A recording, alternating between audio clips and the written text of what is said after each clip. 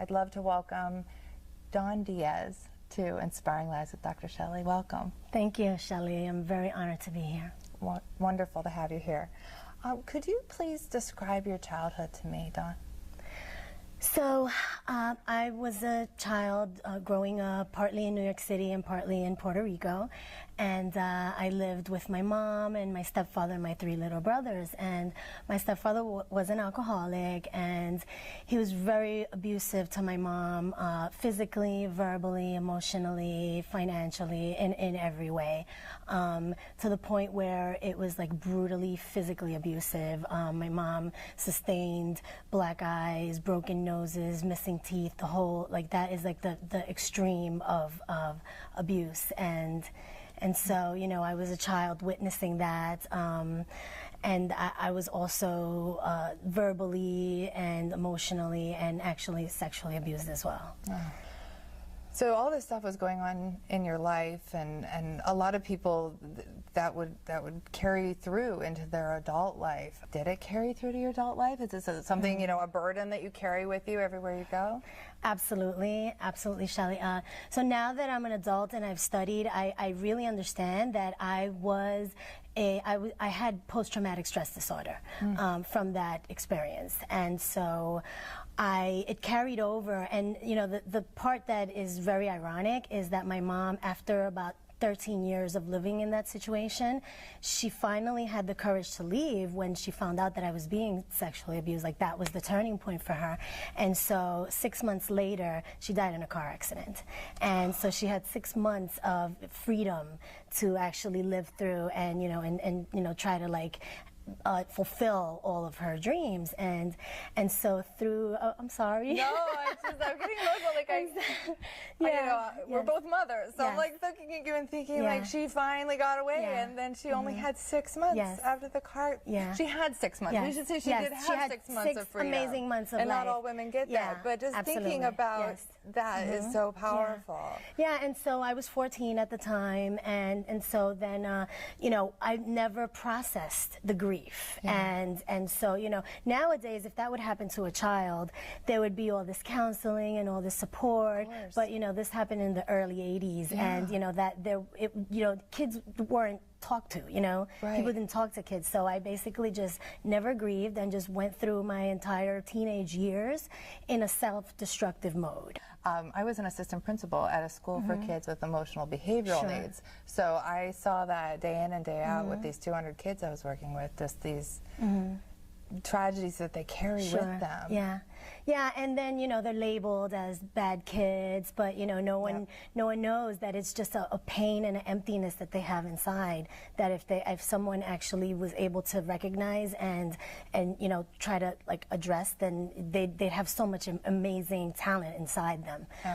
And that actually, people that come from those kinds of backgrounds, if they're turned around, they can be tremendously inspiring, and that's, you know, a lot of the people that you've had here. Yes, definitely, and that's been a real blessing for the show. So I'm thinking, you know, it carries over to your adult life, and I know that you're a mother of 3 boys. You got your twins, and tell us about that. How's that affected your boys? Well, I am so blessed to have the 3 amazing young men who inspire me and support me, and you know, they are a true blessing, and I've grown up with them basically, you know, because they're, you know, I was young when I had my kids, you know, but just to go back, just as how it affected my adulthood, I got involved in abusive relationships myself, you know, and so the problem, you know, the thing is that I saw domestic violence as physical abuse, as broken noses, as, you know, missing teeth, and that, thank God, didn't happen to me. However, it was very elusive and very insidious, that I was actually being emotionally humiliated and verbally, you know, kept down and things like that, and I didn't even know it because, you know, and that's why like education of domestic violence is so important. Absolutely. And you know, because you know, women that, and people that I talk to, they're like, oh well, you know, oh, that doesn't apply to me. Well, then when we actually go through a questionnaire, oh yeah, that happens to me. So it's really, you know, not wanting to label yourself as something, but actually opening your mind and seeing like what resources there are. Remember that we really want to know what's inspiring you. So please go to inspiringlivesinternational.com and tell us your story. Today we've been talking about domestic violence. Joining us now is someone who works with Dawn Diaz's group, Milagros Day Worldwide. As an award-winning lifestyle reporter, she's deeply immersed in New York's international fashion scene, but she's got a lot more going on. I'd love to welcome Olga Maria Vargas. Welcome, Olga. Thank you. Thank you for having me in your show today. Absolutely. You know, I came out for Co-Chair Fashion Week to New York City, and I was amazed at how you took it over. You knew what was going on. Everybody was looking to you for direction, for advice, for PR, and it was fantastic. So I need to know, and I think other people need to know, like, what is a true fashionista? I mean, it's used a lot. I don't know what it means, so tell us. Well, for me, a true fashionista has two layers. It has the outside, that for me is more the confidence. It's about how you carry yourself. It's not about the brand you're wearing. It's not about how expensive it is. It's about knowing how to accessorize it and have that confidence in yourself. But the most important thing for me is the inside layer, which is making a difference, helping others, being a socially conscious fashionista. That for me is a true fashionista. Honey, what are you wearing on your feet? Look at the, can we get this in the shot? Look at these shoes. Okay, they're fantastic. 6-inch shoes. You run around everywhere in those shoes. Well, with my heels, I do everything. I make a difference, I help others, I run all over New York City. But the most crazy and weird thing I ever done is I climbed the Great Wall of China in heels. Gosh. Always, even the name of my PR company, Dreams in Heels PR. That's awesome. Well, fantastic. With Milagros Day Worldwide, what are you doing with them? I know you do so many different charity PR connections out there in the world, but particularly with Dawn's charity when she comes back. What are you doing with them? Well, with Dawn, actually, I had the opportunity to work with her in a fundraiser event that we did for Milagros Day back in December. And I did like some of the PR work. I got sponsors for the event. And I really believe strongly in what she's doing, because all the clients I work with is because I strongly believe in what they do.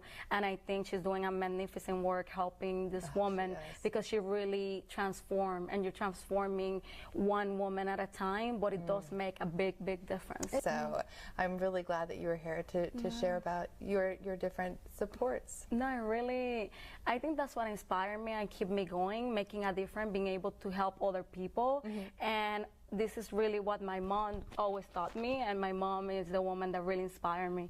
She's a strong woman that raised 3 kids alone, and that help always others. And she always told me, never like look what they're gonna do with the money you give or anything. Just always give back. Make sure that you do it from your heart.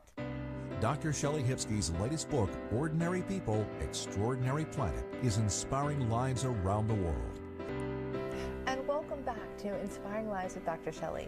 Dawn Diaz is here talking about her group, Milagros Day Worldwide. Dawn, what does Milagros Day do for these women that are at this point where they are ready to give up this victim mentality? So I really want to clarify like what we mean by giving up the victim mentality. Please. And for that, I want to read the back of my card, which is a quote from my favorite author, Eckhart Tolle. Yes. And so it says, "A victim identity is the belief that the past is more powerful than the present.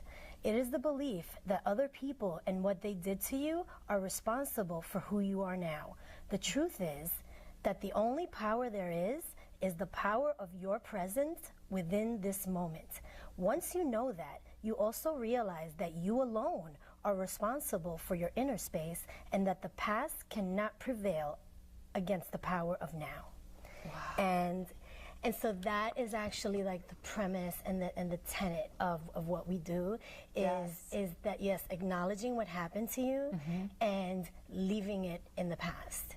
so that actually the floodgates of creativity can really open up. And as I met a young lady yesterday, she said, what's inside you and what are you doing with it? And That's so true. And that's actually like perfect for exactly getting to the core of why you're here.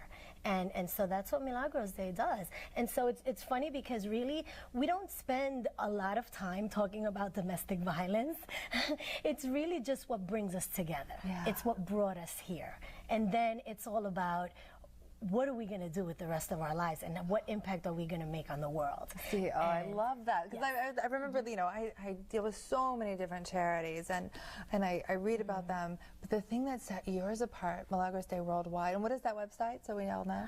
It's milagrosday.org. Very simple. Excellent. Well, hopefully people will go there because what I saw there and what I saw through you as the leader of this organization is that you don't just approach it as, okay, you're a victim. You approach it as you're a survivor. Now, look at all the possibility that's out there in the world. It's that whole power of now, like you were talking about. You're in this moment. What in the world are you going to do with that? Yes. And I think that's a very different approach than just putting a Band-Aid on an issue. Absolutely. And I mean, with domestic violence, there's a lot of Band-Aids. There's a lot of crutches and things that are very physical, but you really have to go deep inside. Do you feel that way? Yeah, absolutely. And you know, I don't want to take anything away from the amazing crisis intervention programs and shelters and all of the things that exist now. Because without that, the women that come to us would not even be able to even entertain this idea. Absolutely. You know? So definitely, that is absolutely necessary. Yes. However, the amazing, wonderful thing about Milagros Day is that it takes the women to the next level. I love it. You know, I love it. Yes. And you spoke about those like stopgap measure places that help a woman in trauma. And here in Pittsburgh, you know, you came from New York, but we're in Pittsburgh here, and that's the Center for Victims of Violent Crime. Yes. So, and they're doing a fantastic job here. So it's good that you brought that up. Yes. Absolutely. So my audience is probably going to look at this beautiful woman and think, oh, she must be like on the runways with Olga or something like that. But can you tell us what you really do for a living? I am a paramedic captain in the New York City Fire Department. That's awesome. Fantastic. Yes, and you know, it's been a wonderful career. I've been doing it for 22 years. I've been through the ranks. I was an EMT on the ambulance. I was a paramedic. I was a lieutenant for over 10 years. I operated during 9/11 for many, many months. Oh my gosh, and you were in New York City. Yes. What was that like, Dawn? You know, believe it or not, it was obviously it was a huge turning point in my life, and it actually made me never be afraid of death. I was not at the site when it happened, but I spent many, many months there afterwards in the recovery process, and you know, it was. I didn't know this, and you've looked these horrific things in the eyes, and you're sitting there smiling, pretty as can be, and helping other women get through, get over, and get on, and I love it. Yeah, well, what I have to say about that is really, really important, and it's the way that I actually was able to start loving myself and to start actually feeling like I had something to contribute to the world was really it's identifying and finding your purpose and living your purpose. Absolutely. You know? And so, you know, and then actually contributing, right? Yes. So one of the points that we use in our program, it's a 3-part module. It's recreation, re-education, and responsibility. And so the responsibility piece is really where we get women to actually take their talents and use them to impact other people's lives and tangibly. So in order to complete the Transformation Academy, they have to have impacted 5 people's lives in a project that they created from their own imagination. I love it. Yes, and the thing is, you can only really, really, truly know and believe your own value when you see the impact that you're having on someone else's life. So you're talking about a legacy. Can you just briefly tell us about Legacy Camps? Thank you so much for bringing welcome. that up. Yes, the Legacy Camp is our next event that's happening at the end of this month, and what we do is we it's a 3-day experiential workshop where we, you know, have women just leave their past there, you know, through some like really intense workshops, healing circles, you know, burning things, you know, we're flying across, we actually have our main exercise is the Flight of Freedom. And what is that? And it's a zip line course. Oh, I did that in Costa Rica. I love zip lining. That's awesome. And that's fantastic. Well, I'm just blown away by your story and about the impact you're making on women who have been through domestic violence, but it's not holding them back any longer because of you and Milagros Day Worldwide and tapping into their selves. So